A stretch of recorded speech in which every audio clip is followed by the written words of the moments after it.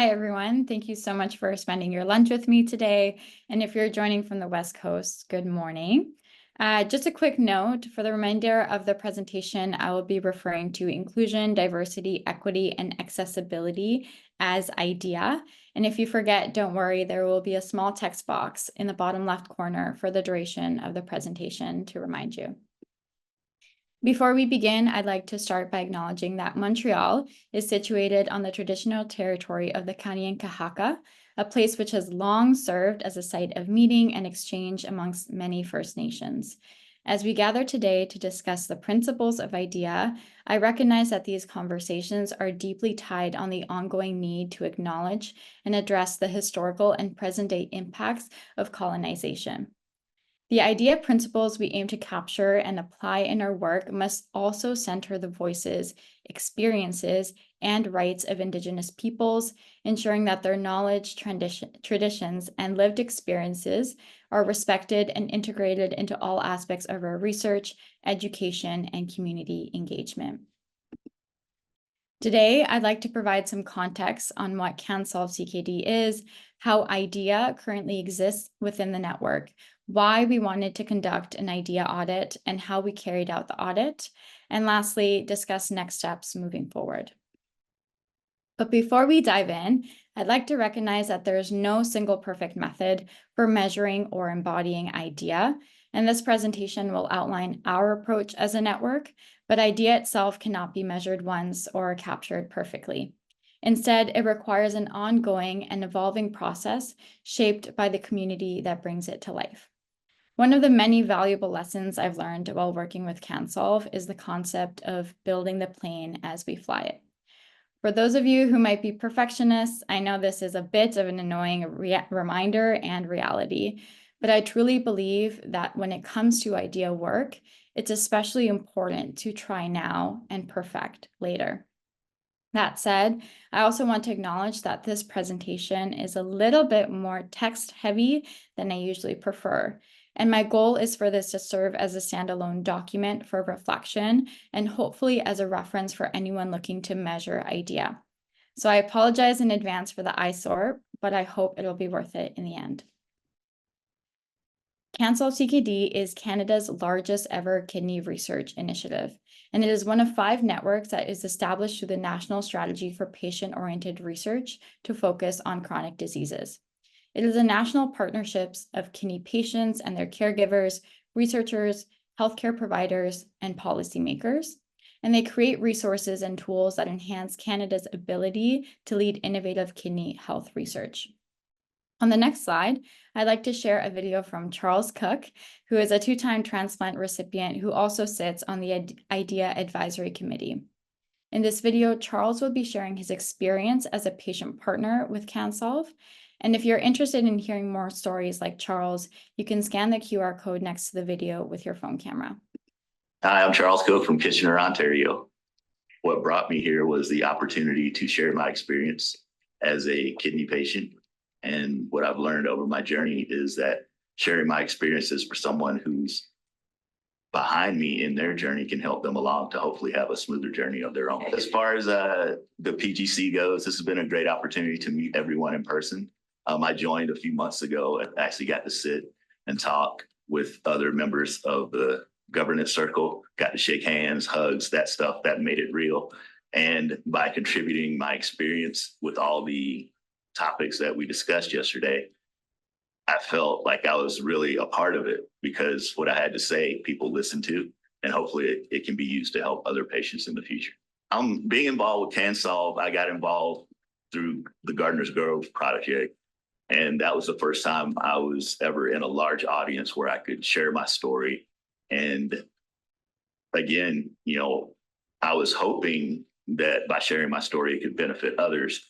And CanSolve showed me that not only could it help other patients, but I could also help inform research. And it was very confusing to me that people were doing research for kidney patients without involving kidney patients. So how do they know what's important to us or not?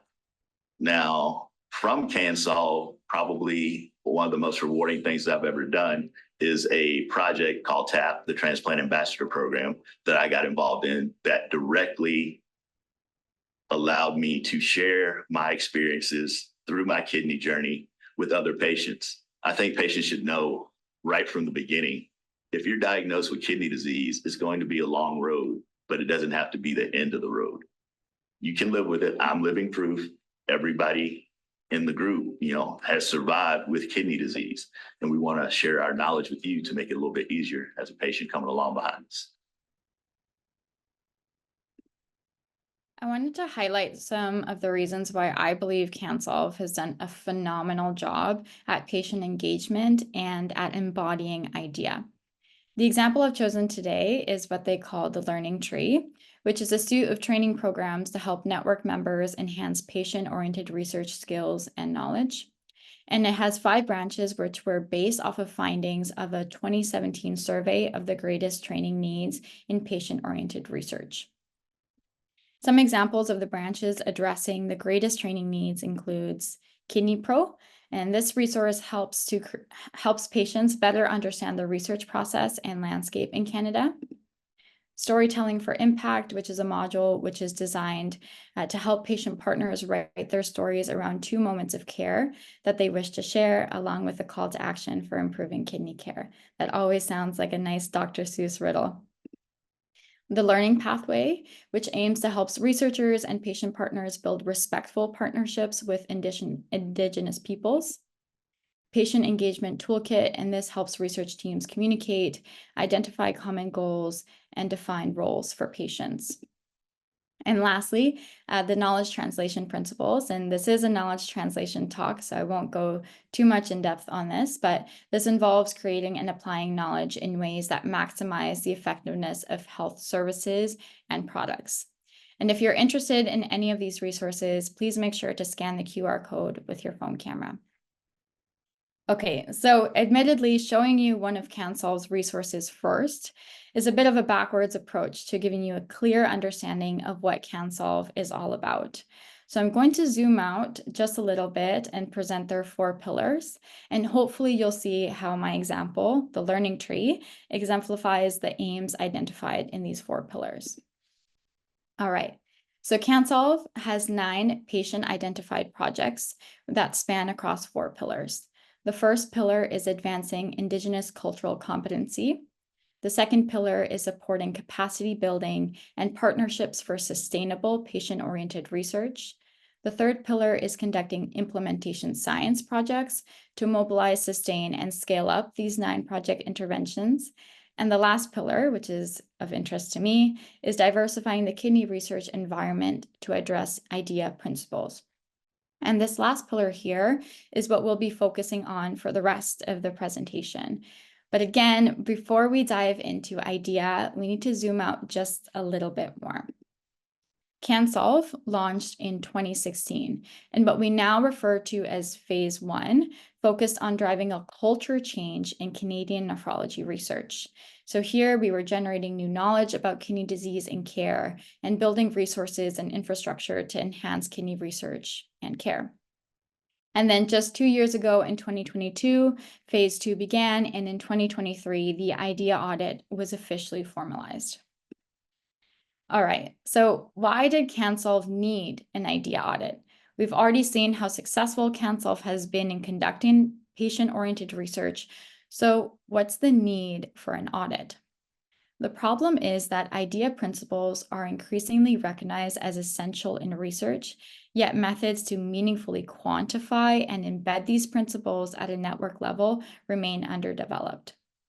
As one of my mentors, Dr. Sophia Ahmed, often says, to measure is to know. And I can confidently add that quote to the list of phrases that perfectly align with this project. We know we're doing a good job, but how do we actually quantify that? What is the evidence behind our approach? Therefore, the purpose was to perform a network-wide IDEA audit aimed at both measuring the presence of IDEA principles and enhancing their integration within and beyond the network using a collaborative capacity building approach. All right, so the first step was to start planning. And with this, CanSolve decided to consult with an external EDI champion, which is where I got introduced to CanSolve. Before I started working with CanSolve, I was completing my master's in medical science at the University of Calgary under Dr. Sophia Ahmed, where I was validating kidney estimation equations for transgender, gender diverse, and non-binary adults. My master's work was funded by the Alberta Strategy for Patient-Oriented Research Studentship, and this was a comprehensive program which was tailored to build capacity in patient-oriented research methodologies. I was also working with Skipping Stone, which is Alberta's largest transgender support organization. And now I'm working with Dr. Charlotte Usselman at McGill University in the Cardiovascular Health and Autonomic Regulation Laboratory, where I'm investigating blood pressure regulation and experiences of minority stress in transgender adults. So as you can see, idea work was all around me. And when CanSolve reached out, I was so excited to join a group of leaders in patient-oriented research. I felt like I had a lot to learn from CanSolve, but coming in as an outsider and being given the mission of conducting an idea audit was a little bit shocking and nerve-wracking. But I was fortunate enough to be paired with the lovely Selena Alu and Jocelyn Jones, who were instrumental in the success of this work. So after I was recruited, Selena, Jocelyn, and I established an idea advisory board, which consisted of researchers, patient partners, and operation team members. And the advisory board doesn't have a group photo yet, so here's the best I could do, which is a somewhat glorious collage of the 3 random photos that I could find. After we established the advisory board, we then tackled the co-design and development of a framework for how we were going to conduct this audit. So somehow we were back at the question of how do we actually capture idea? The first option we had was to conduct an online survey.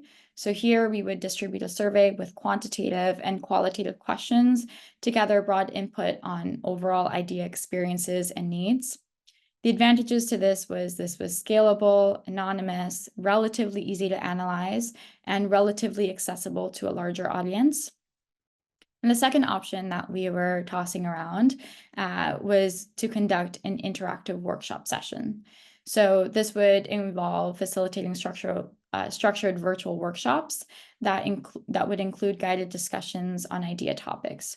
And we saw several advantages to this, including it allowing in-depth exploration of idea concepts, fostering dialogue, building rapport, but also seeing participants provide real-time feedback and collaborate on ideas. Based on the goals of the network, we decided to proceed with the second option, which was to conduct these interactive workshops. This approach allowed us to engage more deeply with participants, facilitating real-time discussions and a collaborative environment for exploring how these idea principles were going to be implemented across the network. It also provided us with valuable qualitative insights that we thought perhaps an online survey alone might not have captured. The workshops themselves involved 2 stages. The first stages was to actually do the workshops with the goal of engaging network members in meaningful discussions around idea principles and capturing their insights on how these values were being implemented across the network. The second stage was to conduct a qualitative analysis to identify key themes, lessons learned, successes, and areas for improvement.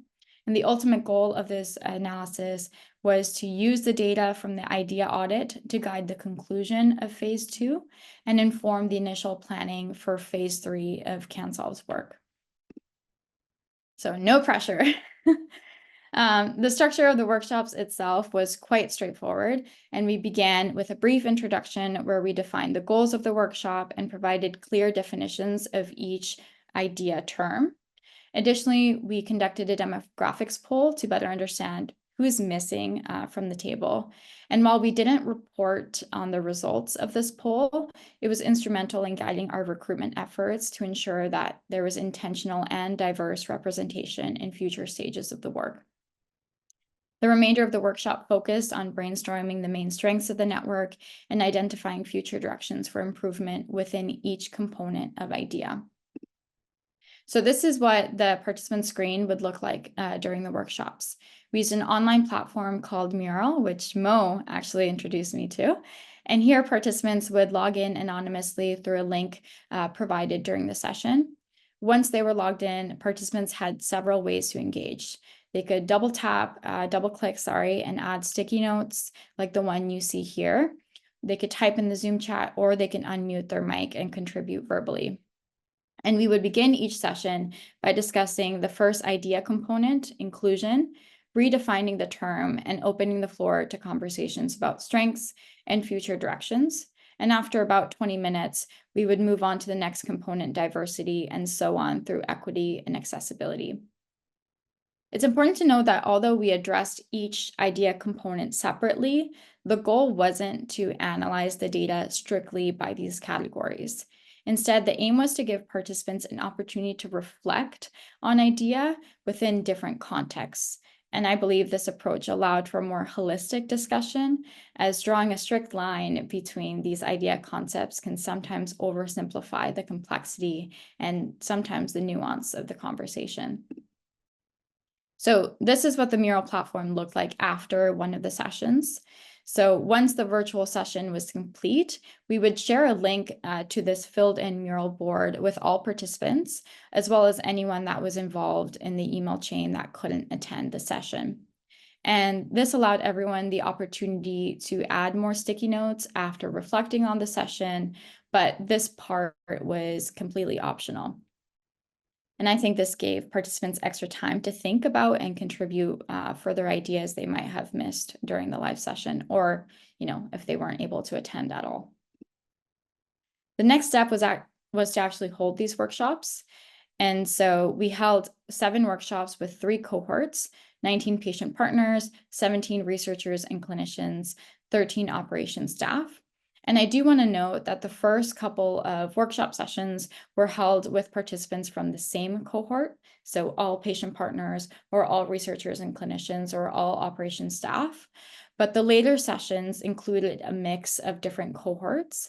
And this was done to avoid power imbalances and to encourage a broader exchange of perspectives. And again, we asked all participants to identify main strengths, future directions, idea experiences within each component of the IDEA acronym, even if the data was not going to be analyzed as such. And lastly, we were tasked with conducting the thematic analysis.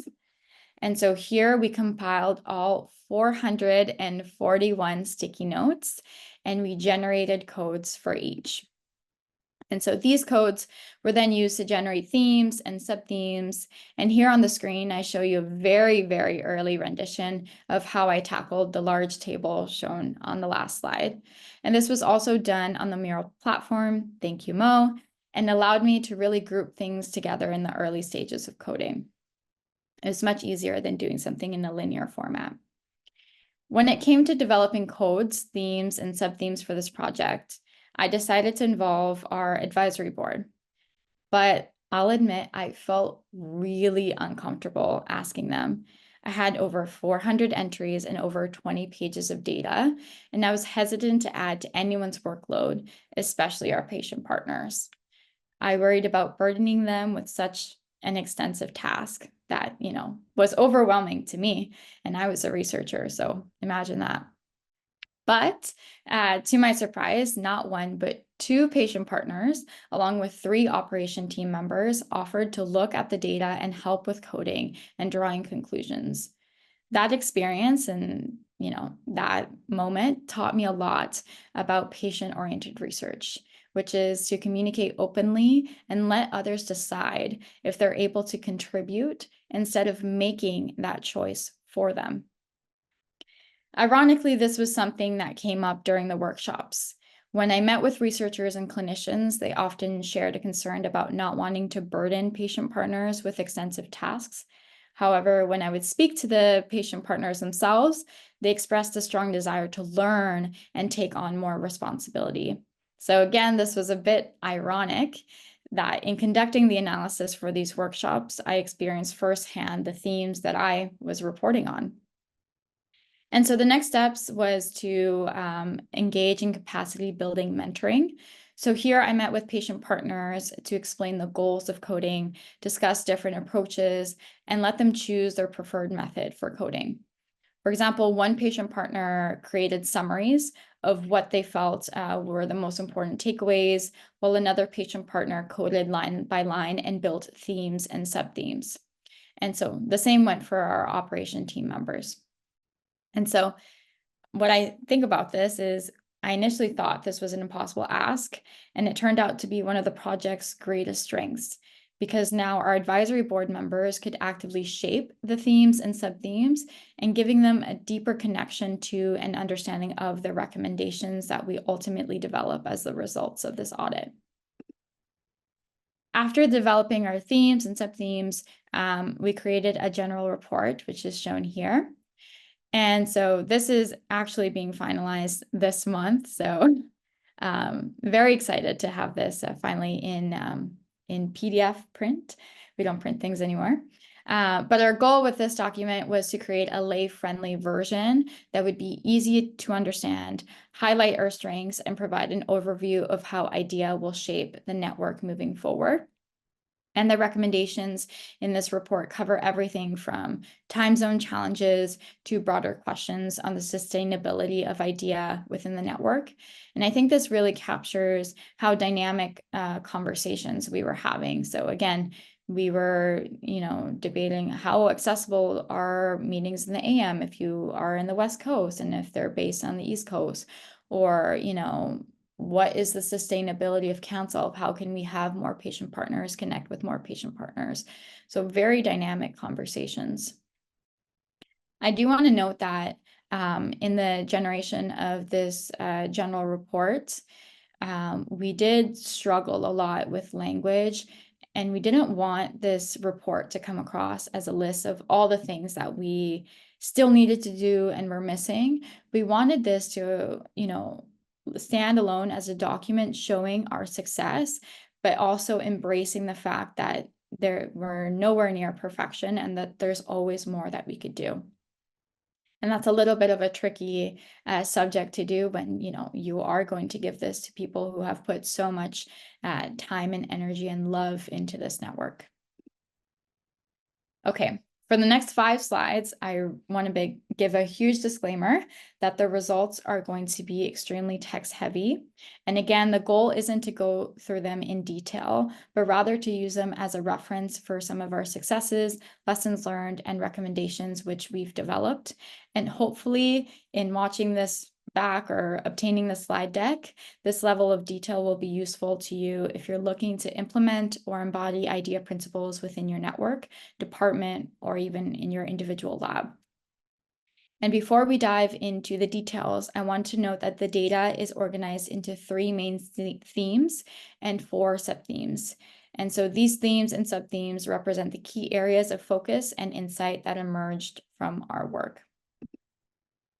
Okay. So the first theme is support, and this refers to how CanSolve actively supports patient engagement by promoting meaningful collaboration and ensuring cultural awareness, and safety within the network. It's about creating an environment where all voices are heard and valued.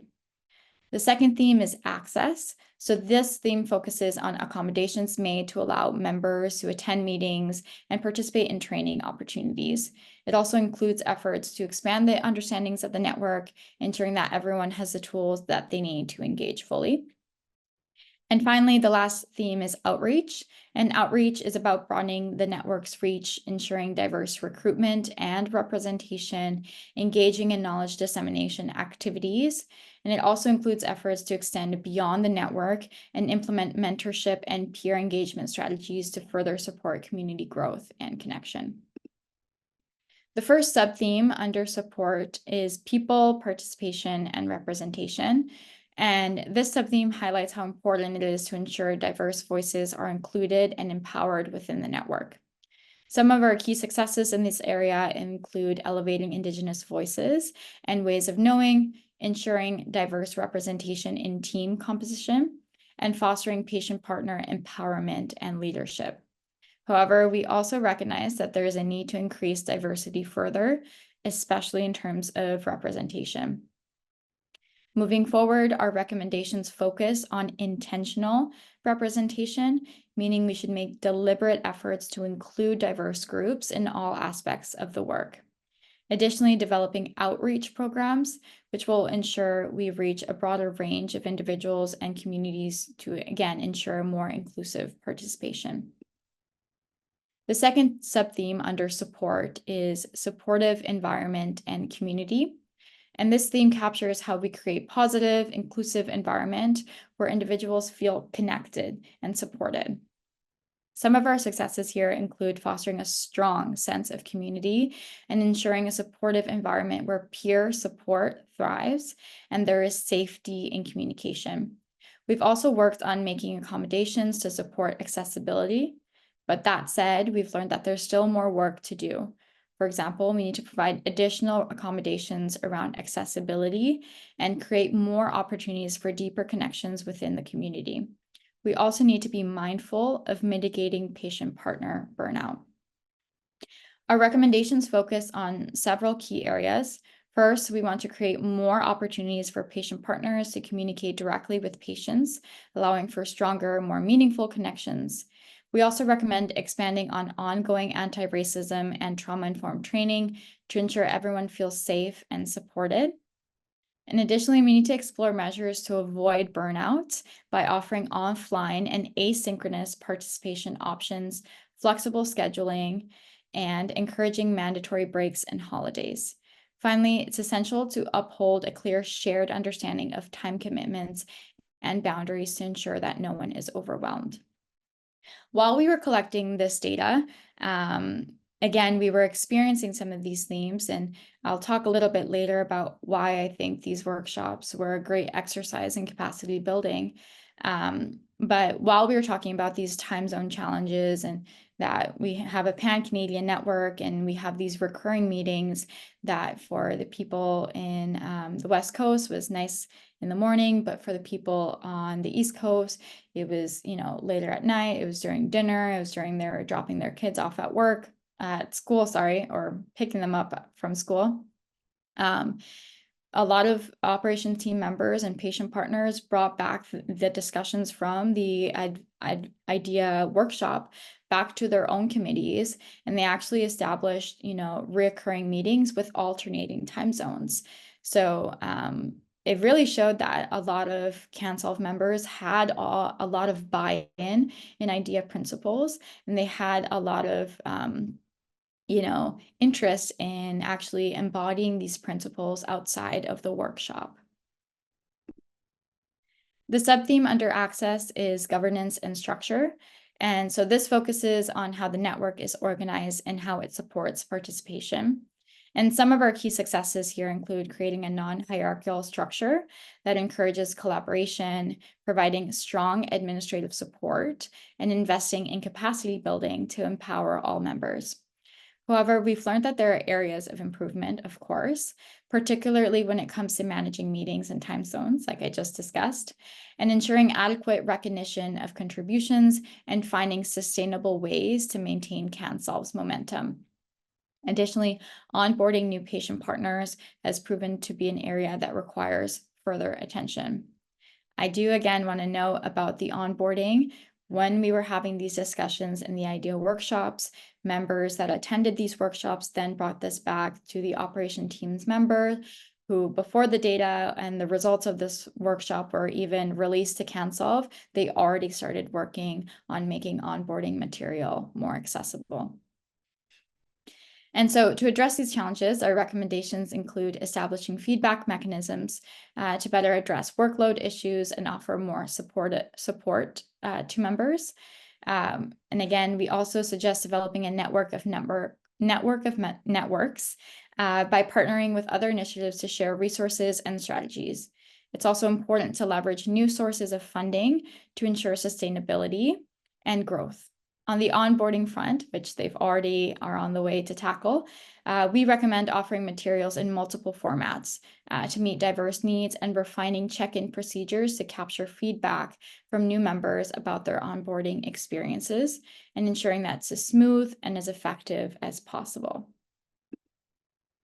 The subtheme under outreach is communication and engagement, and this focuses on how the network communicates and engages with its members.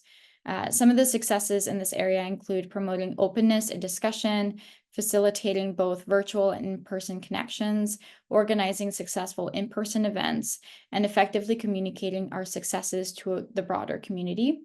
And additionally, providing valuable resources, which has helped support engagement across the network. Again, there are still areas we can improve, and we learned that there's a need for language translation services to ensure accessibility for all members, and that patient recruitment also emerged as a challenge, especially when reaching diverse communities, especially non-remote communities. Our recommendations to address these issues include establishing regular communication channels to keep members engaged and informed. And we also suggest leveraging a shared platform which supports connections and knowledge exchange, making it easier for everyone to collaborate. Overall, we saw that CanSolve creates a supportive environment which focused on amplifying the patient voice, and this is highly valued by network members and fosters inclusivity. The network also emphasizes embedding IDEA principles in all aspects of the work. As you can see, participants from the IDEA workshop are already working on embedding IDEA. And so this spanned from individual actions to communication and research processes. The IDEA audit highlights that the network's pride and areas of excellence, while also identifying opportunities for improvement and future growth. I said I would come back to capacity building, and here we are.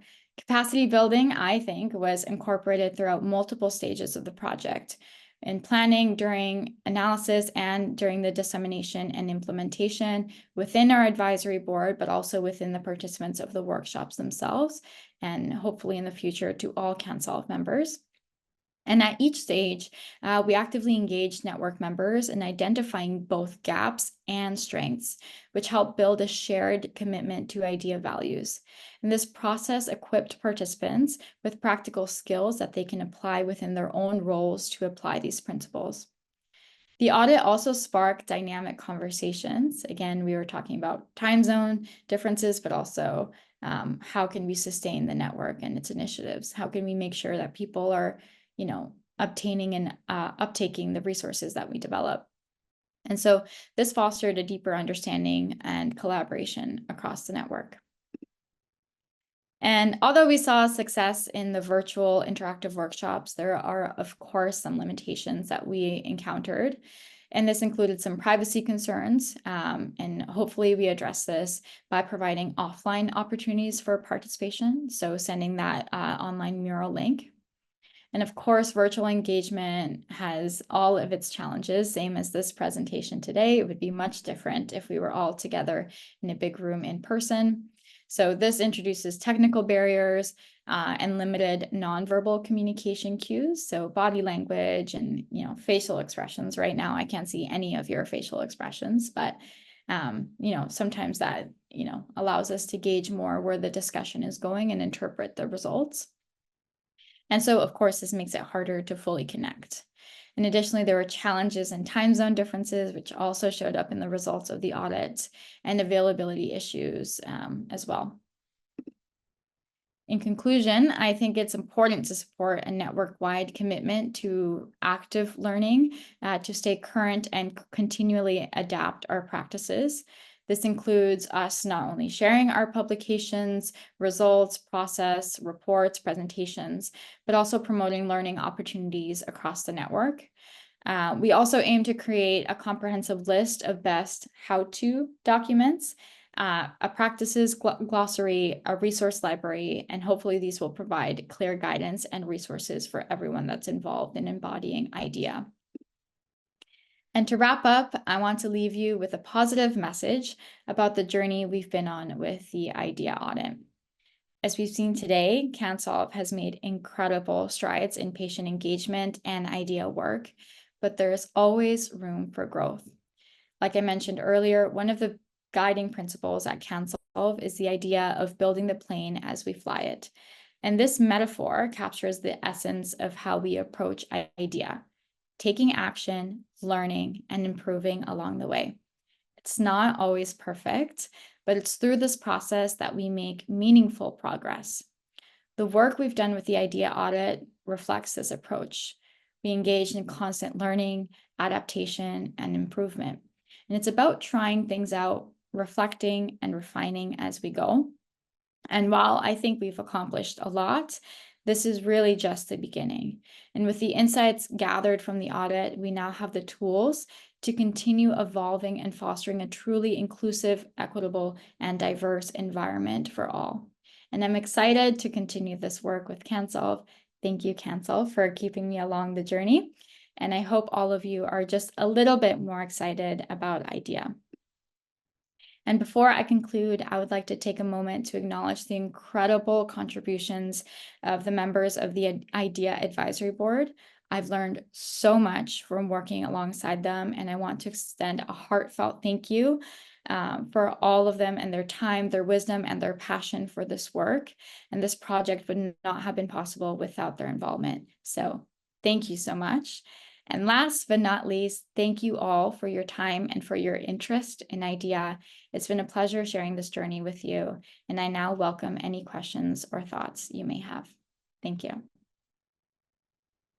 Thank you, Keila. That was excellent. And it was really refreshing for me as being one of those members, as a participant, and building capacity around our team and other teams around IDEA. So that was great. I'll open it up to the attendees either to come off mute and ask your question, or you can raise your hand. Or the third way is you can send a question to Megan or to everyone in the chat, and Keila will respond. Any questions out there right now?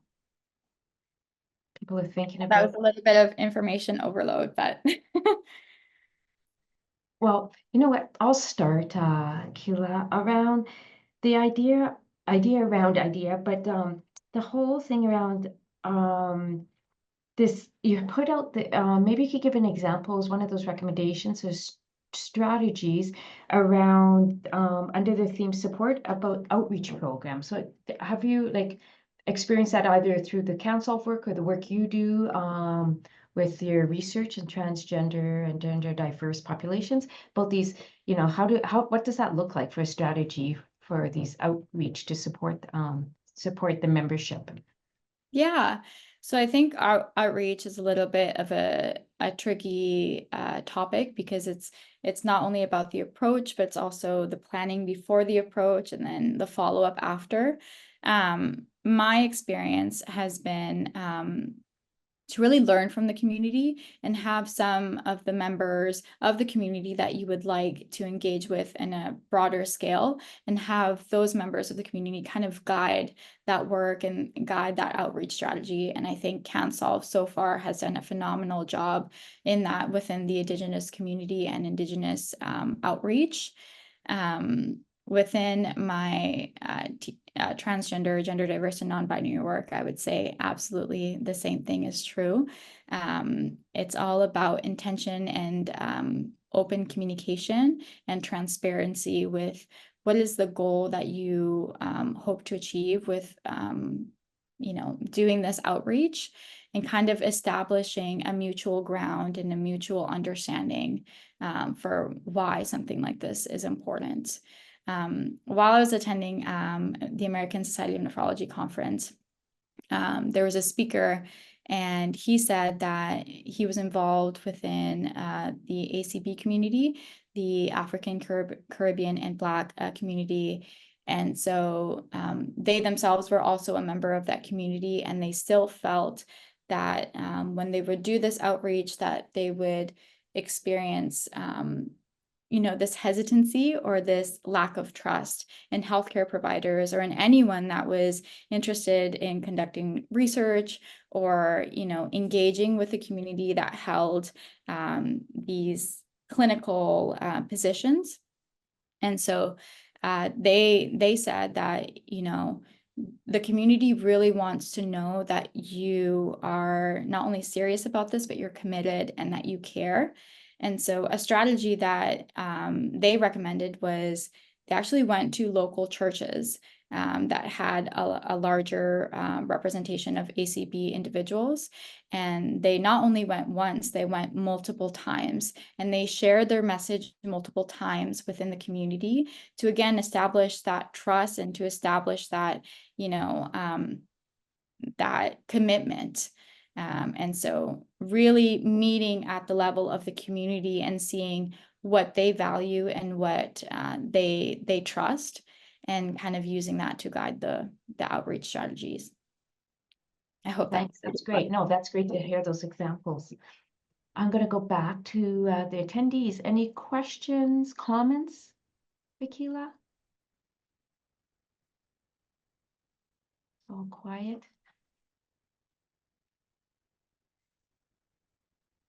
Well, I have another one, and this comes up around the idea of, so this is within a network, or how to do this within a network organization.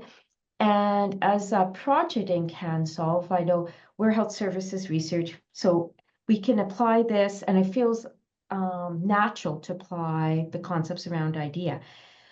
How would you approach or support people that are in different doing research, or teams looking at research, like in the basic science pillar? They say, oh, we don't need to engage patients, or in terms of the IDEA principles. How is there any ideas around that? Because I know CanSolve, we have different pillars of research, not just health service research. Yeah, that is a great question. And personally, I also, I grappled with, well, I'm not a network. How can I engage all of these patient partners and stakeholders and, policy makers? How can I do that in my individual work? And something that, that I've reflected on was this question. But I think there's more than just engaging at a network level. I think when we, work with the community and we think within community needs, and we have our set of champions within those communities, that is a form of engaging in this IDEA process. And there's, beyond patient-oriented research, within my own work, I've decided to label it as community-oriented research, because I'm working with the transgender community, and I don't necessarily like to label them as patients, right? And there's other ways to engage with community members that is not related to a specific population, so such as transgender individuals or the ACB community. There's also ways to engage in knowledge translation and knowledge dissemination with just members of Montreal, if your research is in Montreal and is going to impact people of Montreal, but also engaging and looking at how we can really make our research more digestible to the everyday person. That's also a form of community engagement. Yeah, great examples. And that, the classic, and you brought this up on your slides too, the language we use and tailoring that language, which is obviously a KT strategy. So thanks for sharing, like both at the organization level and at the community, or at an individual level, how we can apply these principles. I see no questions from Kristen, no questions right now, but thank you for the great presentation, digesting the information, and may have questions at another time. So Keila, are you open to having people email you? I know you're, I use you as expert to go to, and for our teamwork that we do in self-management with kidney disease around ideas. So are you open to people contacting you for more information? Of course, my email is just down low here below. I don't know if my cursor is working, but it's just keila.turino.miranda@ucalgary.ca. Excellent. Any other questions, comments? As we got 10 minutes to the hour, but I think we're good, Megan and Keila. Yeah, thanks to everybody for joining today. I just wanted to remind you that the next KT session is on December 12th. And the discussion and talk will be on a scoping review on strategies for involving patients and the public in scaling. So really good, a knowledge synthesis presentation, and nicely kind of tags on to the presentation Keila did today about our patient-oriented research in the kidney world, but also now looking at knowledge synthesis around patient engagement. So excellent. Anything else, Megan, I should let attendees know? I don't think so. I just put the link for the evaluation in the chat, and I'll send it around as well for the people who had to drop off earlier. But yeah, thanks everyone for joining, and thank you so much, Keila, for really, really interesting presentation. And so the report you said is coming, or it's out? It's coming. Our IDEA advisory board is currently finalizing that, or approving it. Yes. Awesome. Yeah, it'd be great to, if you want to send it to me, maybe I can share it with everybody who registered. I'm sure everybody would be interested in seeing it if it's public. Yeah, and your slides too, if people want the slides. Oh, yes, I have the slides, and yeah, if you're okay with me sending those around, I'll share those as well. For sure. Thank you, Megan. Awesome. Thank you Excellent. all. Well, Brandon and Kristen, have a nice day, Megan and Keila, and have a great day and rest of the week. Take care. Thanks. Bye, everyone.